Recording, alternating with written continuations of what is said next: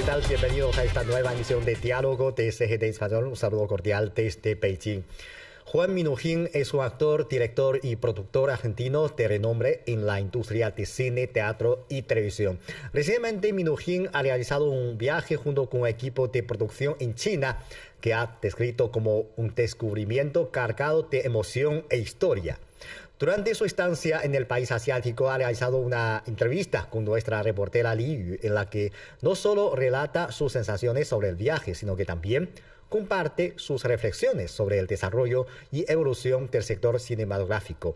En esta edición de Diálogo les invitamos a conocer mejor al artista argentino y su experiencia en China.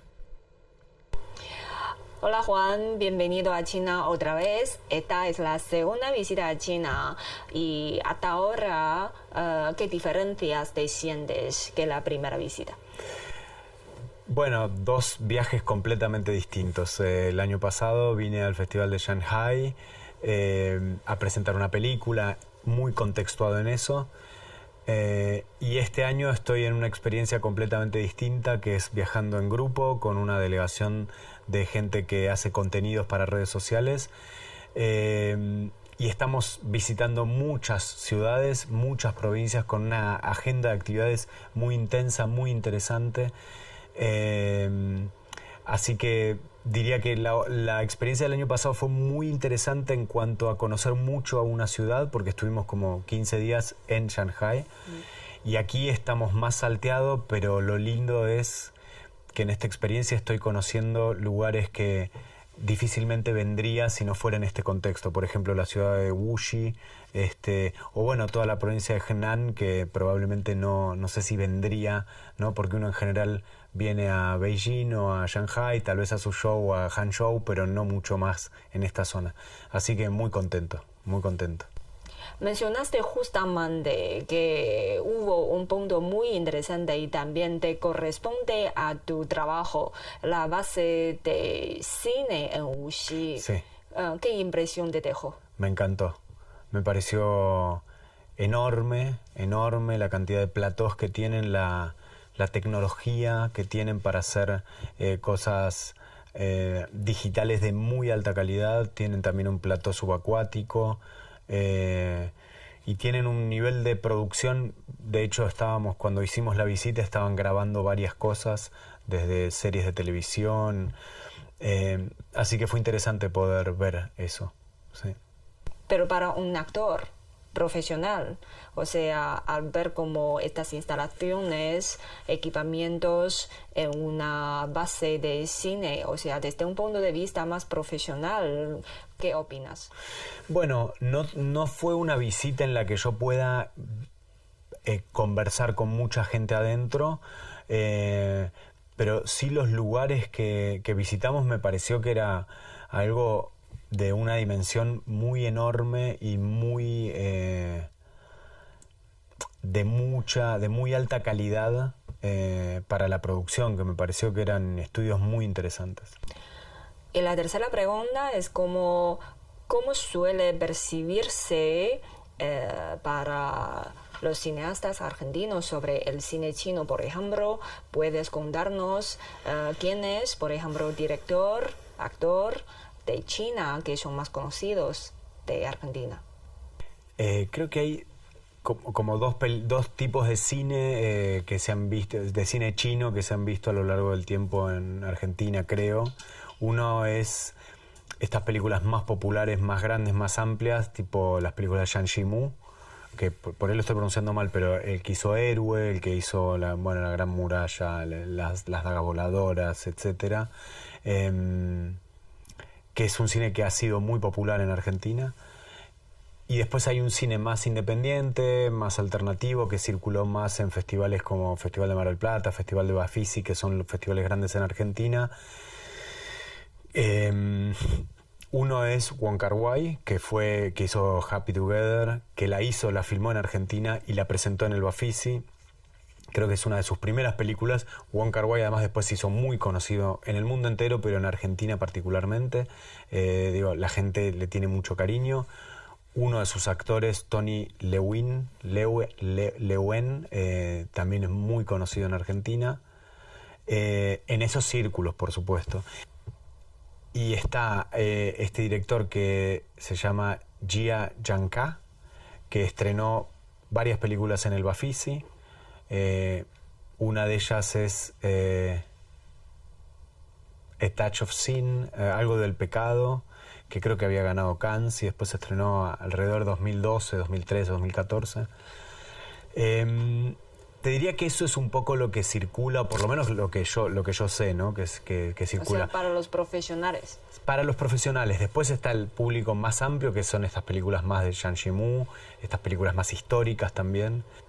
Pero no sé cómo es aquí en China. En Argentina cada vez llega menos cine que no sea el cine muy mainstream y amplio, ¿no? Es difícil ver películas, inclusive las que ganan Venecia o las que ganan Cannes. O sea, ahora hay como una opción un poco más comercial. Las salas de cine están más alrededor de las películas grandes y las salas de cine-arte son cada vez menos. Acaba de ganar el premio a Mejor Actriz en el Festival de Venecia, una actriz china que se llama Xin Zhilei. Y ¿cómo evalúa este logro de esta actriz y también cómo considera el desarrollo del cine chino en los últimos años, especialmente que en unos festivales internacionales importantes han ganado premios, pero también existe como otras voces sobre el cine chino? Pero para vos, ¿cómo opinas? Bueno, me dan muchas ganas de ver el trabajo de esta actriz en esta película que ganó Venecia. Me parece que es un logro importante. Es un cine del cual hay oleadas muy importantes que se van viendo en el mundo y después se retrotrae, pero creo que se está expandiendo cada vez más el cine chino, que está llegando el cine y los actores chinos cada vez más. Sí. Una buena noticia. Sí, totalmente. Mientras Juan Minujín estaba en China, se estrenó en los cines la primera película china en formato 8K rodada en el espacio Shenzhou 13. El documental se basa en la misión de 6 meses de la tripulación de la Shenzhou 13, Zhai Zhigang, Wang Yaping y Ye Guangfu, quienes filmaron gran parte del metraje ellos mismos, utilizando cámaras 8K desarrolladas en el país. Nuestra reportera Li Yu también le invitó a ver el tráiler de esta producción pionera. 神舟13号报告，最后炮火飞行完毕，座舱大气环境正常，航天员感觉良好，感觉良好，神舟13号卫星服务完成。我们3人即将开启长达6个月的驻留任务。出去以后不要紧张，正2明白。 深呼吸。开始舱外作业。收到地面紧急通知，到飞船已避险。我接你们俩了。悬挂装置已安装到位。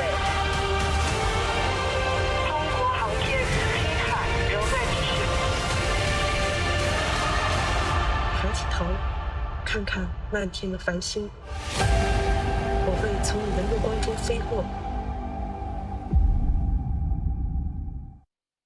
Aparte de este tráiler, también aquel día pusiste el aparato VR para ver qué viene en la cabina. Entonces, ¿cómo fue esa experiencia y cómo valora esta producción de la primera película espacial? Bueno, la experiencia con el aparato fue muy interesante. Fuera la primera vez que lo hacía. Me parece, bueno, muy nuevo, muy innovador. Supongo que parte de la industria del entretenimiento va a ir para ese lado. Y después la película me parece fascinante. Me encantaría verla. Quiero verla. Me parece un desafío increíble filmar una película que la filmen los mismos astronautas. Sí. ¿Cómo valora las técnicas de los 3 astronautas? Porque no son profesionales. No, por eso me parece increíble, Además, aislados ahí, ¿no? Digo, hay un problema y hay que No, me da mucha intriga. Sí.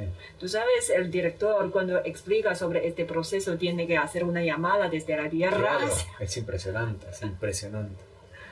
Pues puedes imaginar cómo un director cinematográfico puede terminar como... O sea, muy interesante explicar cómo hace para los actores y para los camarógrafos. Muy. Bueno, un poco cuando fue la época del COVID, algunas experiencias de dirección remota hubo. Directores que dirigían a los actores que estaban en sus departamentos solos. Pero esto en una base espacial es otra cosa.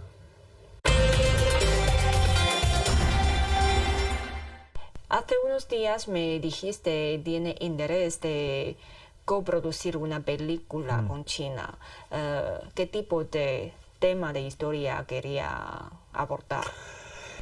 En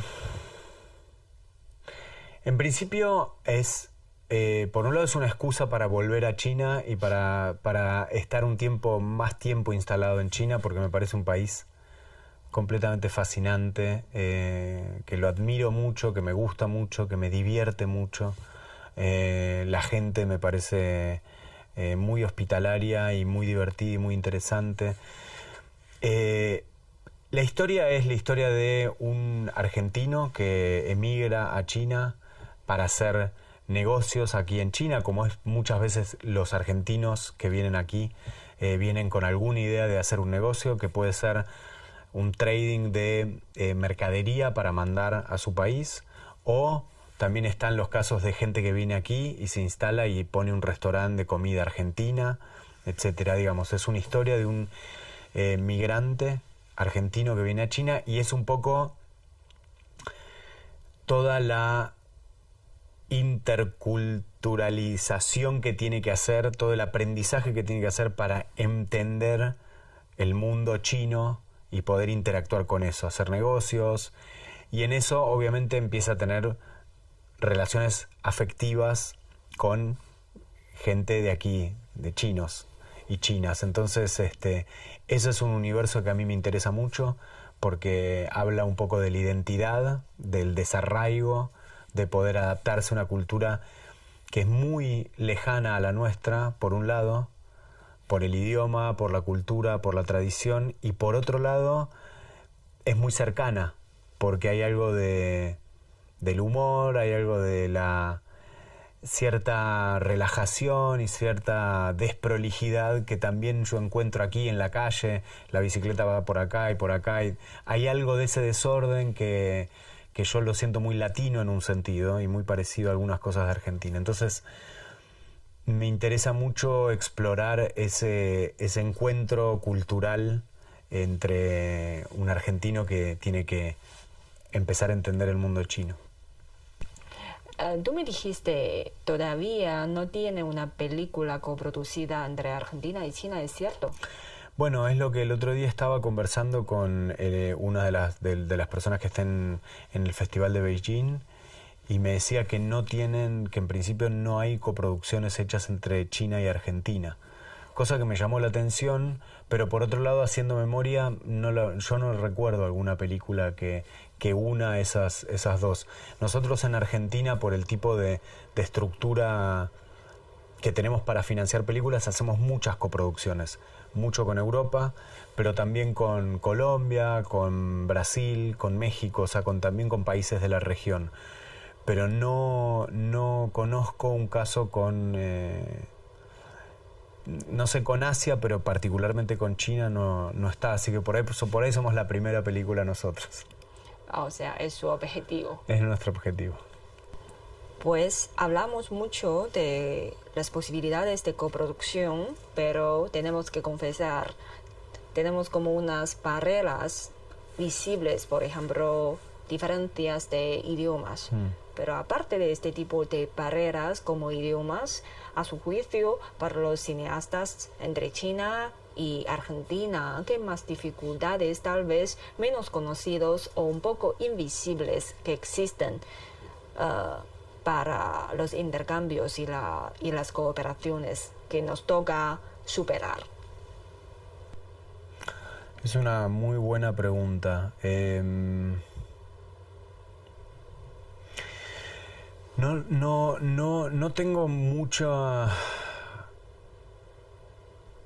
idea en el sentido de que no he trabajado nunca con un crew chino. He filmado mucho afuera de la Argentina, he filmado con crews ingleses, italianos, brasileños, de Estados Unidos también, obviamente. Y siempre hay que adaptarse, hay que entenderse, porque todos hablamos el mismo idioma, que es el idioma audiovisual, pero cada uno lo encara de una manera distinta. Me produce mucha intriga cómo es un set de filmación aquí en China. Me encantaría compartir 2 o 3 días en un set, aunque sea para mirar, porque no sé cómo realmente tal vez es distinto. No lo sé. Sí creo que hay algo que nos une a todos los que nos dedicamos a lo audiovisual, que tiene que ver con contar historias. En definitiva, yo creo que lo que termina de entusiasmar al público y a la gente es la historia que le están contando, ¿no? Si esa historia tiene algún punto de... Si le habla, digamos, por decirlo de alguna manera, si le habla al corazón, si le habla de una manera que esa persona se puede identificar, que esa persona viendo la historia en la pantalla se siente contado a sí mismo, bueno, yo creo que ahí ya no hay más barreras, porque por eso me parece que a veces uno ve una película china, yo siendo argentino veo una película china y me emociona, porque puedo seguir el camino afectivo y emocional de ese personaje. Todos sabemos lo que es el rechazo, todos sabemos lo que es el dolor, todos sabemos lo que es el amor, todos sabemos lo que es la pérdida. Entonces, eso como es un lenguaje universal. Si uno habla de eso, está hablándole a todos. De acuerdo, porque en los últimos años, en los festivales internacionales de cine en China, que varias películas hispanohablantes han ganado premios muy importantes. Por ejemplo, tú actuaste en la película Adulto, que ha ganado el premio especial del jurado en el Festival Internacional de Cine de Shanghai, y hace unos meses en el Festival Internacional de Cine de Beijing. El Mensaje, sí, una película de Argentina también, ha ganado 3 premios. Y hace 2 años, hace 1 año, en otros festivales como de la isla de Hainan, también encontramos con unas obras, por ejemplo, películas peruanas que ha ganado, etc. Yo creo que es como un mensaje, un signo muy positivo, que el cine hispanohablante está expandiendo el mercado chino en algún sentido, especialmente que acumula más fama y más conocimientos entre los cinéfilos chinos, porque tal vez antes los cinéfilos chinos son unas películas principalmente de España. Claro. Por ejemplo, más comercial como Almodóvar. Claro. Y otras muy clásicas, yo creo que es en la generación de mis padres o mis abuelos, como Yesenia. Es muy interesante que este tipo de hilo de intercambio, que antes quizás solo tiene 1, 2, pero ahora viene como un montón. Mucho más. Se incrementa como muy rápido. Y esto es lo que nos da mucha alegría al verla.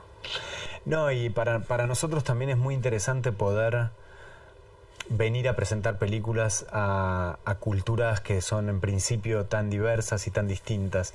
Y aquí también en China hay algo que es muy lindo, que le dan un lugar a la cultura muy lindo, muy importante. Tienen muchos festivales de cine, muchos festivales de cine importantes, internacionales, con mucha gente, donde se presentan premiers mundiales muy importantes, con lo cual eso también es muy estimulante para todos los cineastas poder querer venir a presentar las películas aquí a China.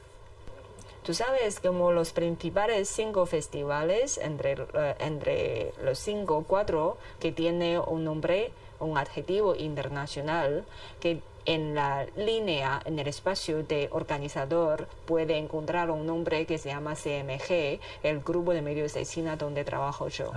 Wow.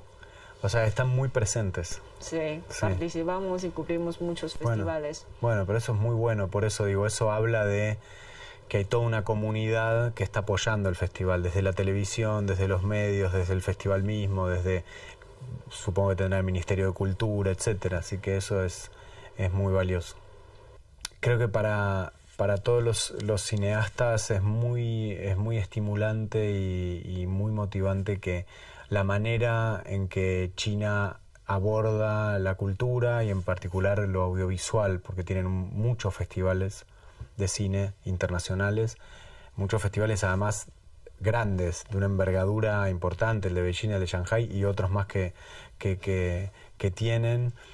En todos esos, por lo que entiendo, hay medios estatales de comunicación como este en el que tú trabajas y estamos haciendo la nota, que son parte del board del festival, apoyan el festival, cubren el festival, viajan como para tener una cobertura transversal de todos los festivales, con lo cual eso habla de un lugar que se le da a la cultura que es muy importante y eso es muy valioso.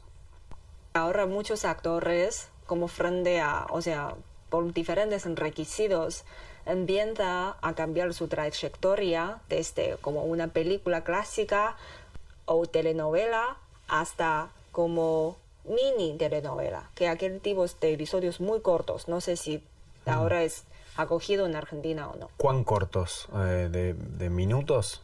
Como cada episodio 5 minutos. Sí, para redes sociales de bajo costo empieza a haber algunas así. De hecho, hay una que se ha hecho en formato vertical. Exacto. Sí, creo que hay una experiencia que se empezó a hacer ahora en Argentina, yo no la vi todavía. A mí me parece interesante, siempre yo no rechazo lo nuevo. Es cuestión de entender, como decíamos antes, yo creo que hay algo que es muy poderoso, que es contar una historia. Después los medios, y si es en este formato o si es este formato, bueno, habrá que ir viendo qué es lo que... Porque la realidad es que mucha gente ve las películas así o ve las películas en un teléfono. Si es mejor o peor, no lo sé, hay que ir pensando y adaptándose. A mí me gusta mucho ir al cine y ver una película grande, pero también me gusta verla, muchas veces la realidad es que la veo en mi computadora. Pero vuelvo a insistir con que hay algo de lo que uno cuenta que es muy importante. Pero tú sabes, este tipo de mini novela, no sé si tiene un nombre oficial. No, que yo conozca no. Sí, yo tampoco. Este tipo de mini novela que afecta a la manera de actuación mucho, porque casi dentro de 5 minutitos todos son los puntos más dramáticos. No es como que siguiendo un hilo poco a poco que se desarrolla. Cuando llegue, por ejemplo, el tercer episodio, un poco drama. Y cuando llegue el episodio 10, que tiene como un cambio. Pero claro, no tiene. Todos los puntos son más importantes, más dramáticos. Así es como te afecta directamente a su manera de actuación.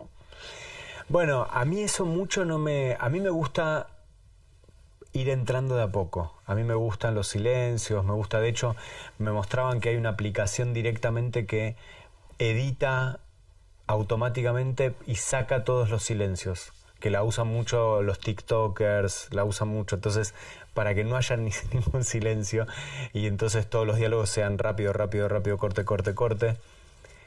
A mí eso no me gusta mucho, porque en general prefiero prefiero lo no dicho y prefiero la poética de lo que uno no entiende y lo sigue pensando y por ahí lo entiende dentro de 3 días o en un mes y sigue dialogando con la obra en el tiempo. A mí me gusta mucho eso.